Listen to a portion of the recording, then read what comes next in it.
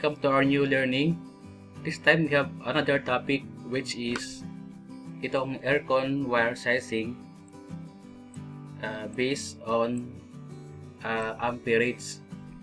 So, yung outline natin is mag-size up tayo ng wire ng aircon based sa kanyang amperahe. So, yung kanyang amperahe is merong value sa kanyang specification. So, doon natin kukunin. And then, did you see on the presentation, room type air conditioning system yung topic natin dito para sa room area. And then, as you can see, ito yung indoor unit known as fan coil unit. And then, on the right side, ito yung aircon condenser. Ito yung outside unit. So, meron tayong specifications to determine sa kanyang amperahe. And then, from that, we can size up yung aircon wire natin. And then, from here, actually, itong specifications is coming from the brand Daikin. So, every supplier have its own specifications. If you wish to buy a unit, so hingi ka ng specifications. Base doon, may idea ka paano yung kanyang cooling capacity, maximum power consumption, and others. Okay, from here, ito yung model na galing kay Daikin. So, indoor unit at saka outdoor unit. Actually, ito yung code ng respective rating. Ito yung sa 1 HP. Ito sa 1.5. Ito is for 2 HP, 60 EBE for 2.5 HP, and then so on for 3 HP. So, actually, to get to the amperage, hindi na natin masyadong basahin lahat. We can jump to yung kailangan nating value lang. So, ito yung running current rated in terms of amperes. So, kung 1 HP, meron kang 3.53 amperes. Pag 1.5, meron kang 4.3 amperes. Pag 2 HP, meron kang 6.9 amperes. Pag 2.5, meron kang 8.05 amperes. Pag 3 HP, meron kang 8.61 amperes. Okay, so detalyado tong specifications. And then, aside from rated current, meron pa siyang rated cooling capacity in terms sa kilowatt consumption. Okay, naka-indicate yung rating nito. And then, rated maximum power consumption. Ito yung mechanical, ito yung electrical power. Ito. Sa taas, ito yung mechanical power. Okay, in terms of kilowatt, 0.730, 0.940 kilowatt, 1.57 kilowatt, and so on. Okay, so yung power supply natin is single phase, 220 volts, and then 60 Hz. Okay, so yung amperage is clear na natin ito. So, ito yung basehan natin to get for sa wire sizing. Okay, to do that, let's start with this 1 HP rating. Ano yung magiging wire niya based sa kanyang amperahe. Okay, so from here, dun sa specs, yung rating natin, uunahin is itong 1 HP. Okay, to be clear, meron tayong yung running rated current is 3.53 amperes. Okay, and then before that, we have a code na pwede nating basehan from PEC 4.40.4.2 for a single motor compressor. The branch circuit conductors supplying a single motor compressor shall have an ampacity not less than 125% of either motor compressor rated load current. So when we see motor compressor, ito na yung mga air conditioning unit. So ang sabi dyan is yung branch conductors ampacity dapat i-multiply natin not less than 1 to 5%. Okay, so clear yung electrical code natin. And then from that code, so we can have an wire ampacity that is 3.53 coming from this table. Multiply natin siya ng 1.25 amperes. So we have an answer of 4.41 amperes. So yung wire ampacity ng ating 1 HP. So and then from that from PEC table 3.10.2.6B16 yung ating unit is mm².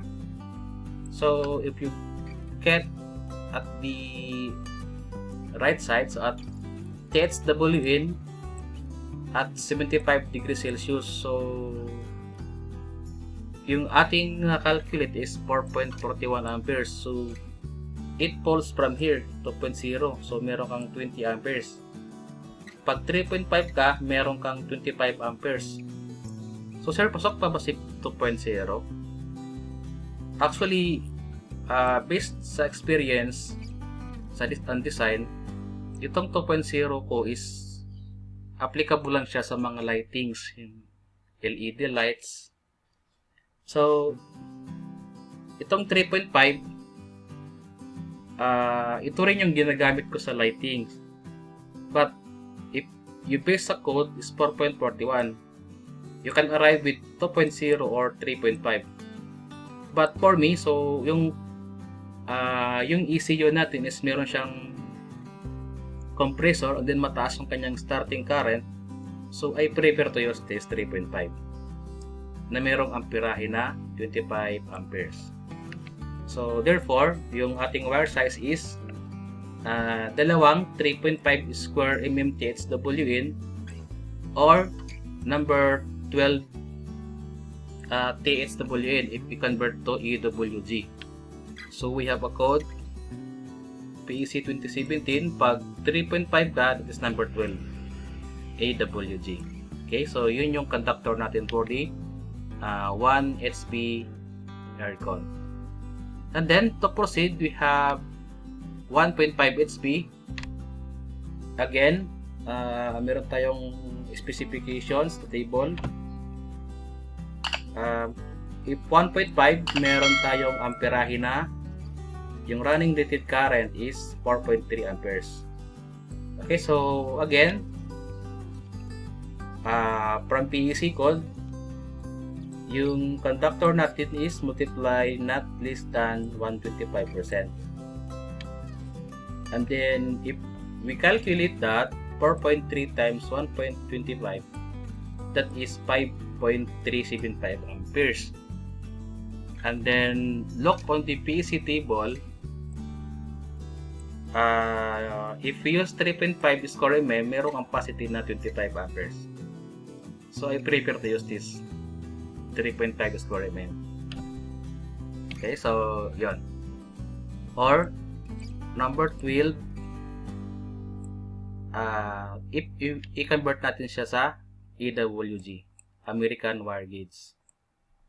Okay, so that's for 1.5 HP. Then to proceed with the ampere HP rating of 2 horsepower. So again, from the table,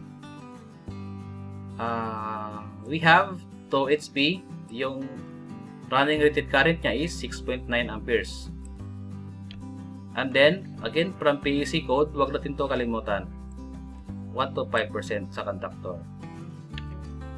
So 6.9, multiply mo siya ng 1.25, you get the ampacity of 8.625 amperes.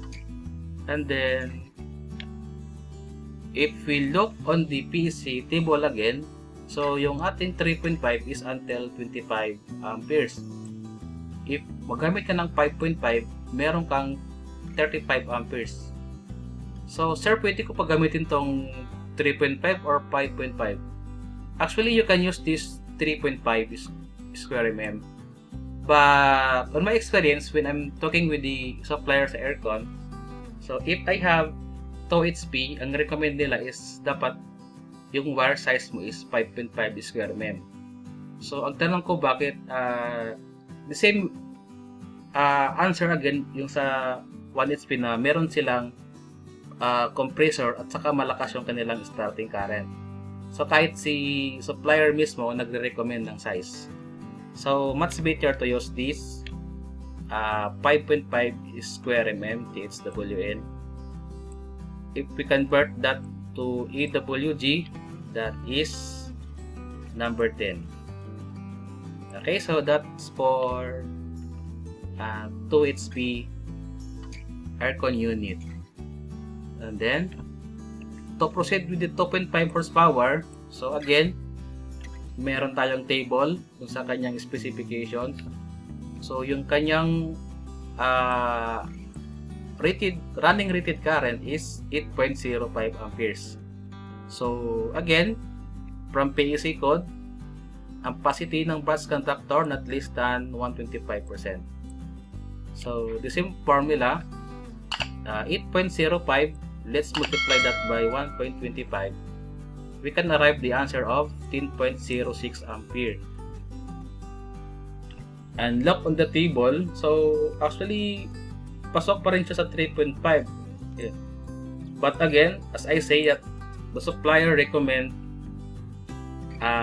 if 2.5 again, so nag-recommend sila na 5.5 square mm yung gamiting wire.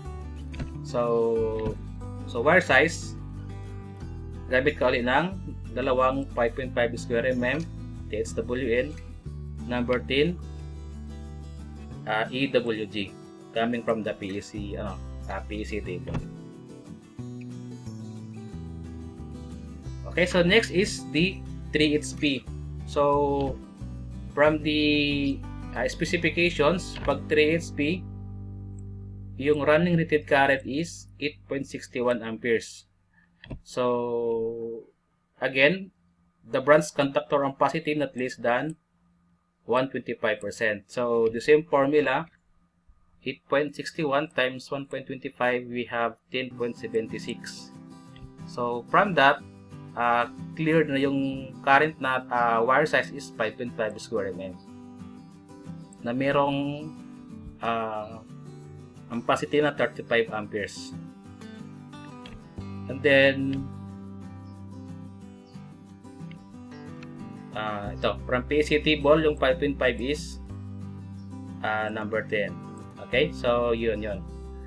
And then actually we're done with the wire sizing with our aircon unit. So to sum up, we have aircon rating, wire ampacity, saka si wire size. So pag 1 HP, 4.41 amperes, okay, dalawang 3.5 square mm. Pag 1.5, 5.37 amperes, dalawang 3.5 square mm. And then pag 2.0, 8.62 amperes, dalawang 5.5 square mm. Pag 2.5 HP, so 10.06 amperes, and then 5.5 square mm. Pag 3 horsepower, you have 10.76 amperes, the same with the dalawang 2.5, dalawang 5.5 square mm. Okay, so ito is clear yung explanation natin sa calculation, maliwanag. So I hope you learn a lot with this short content.